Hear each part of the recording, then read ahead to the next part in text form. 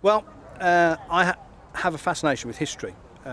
Years ago I did a degree in history and war studies, and I've always been interested predominantly in military history, in the Napoleonic Wars, Wellington, Napoleon, Battle of Waterloo, and that had been the basis for a lot of academic study on my part.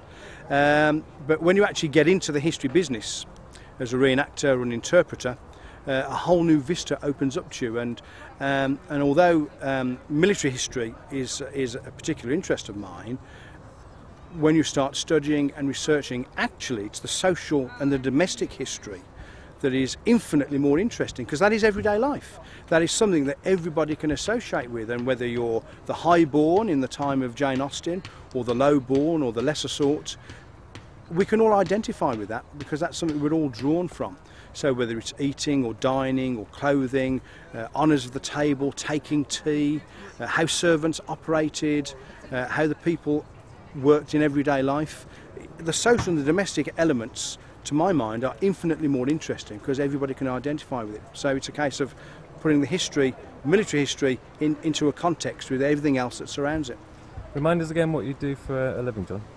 Well, this will come as no surprise to my work colleagues, because they know that I'm a rampant dresser-upper, but my full-time occupation is another form of fancy dress. I'm a Chief Inspector in the Police. Where's that? Based in Birmingham in the Midlands, and I've got 30-year service in the West Midlands Force. So how does your everyday life compare to what you do at the weekends, as it were? Well, I run the Airport Police Unit at Birmingham International Airport, which is the 5th busiest airport in the country. I've got 75 staff, many of whom are armed. So the idea of spending a weekend with armed people, as we are today, is no different to me being at work. It's a demanding job, and I think in anybody who's got a job that is a stressful job, such as that, and my wife, she's a very senior teacher, she is also in a stressful job.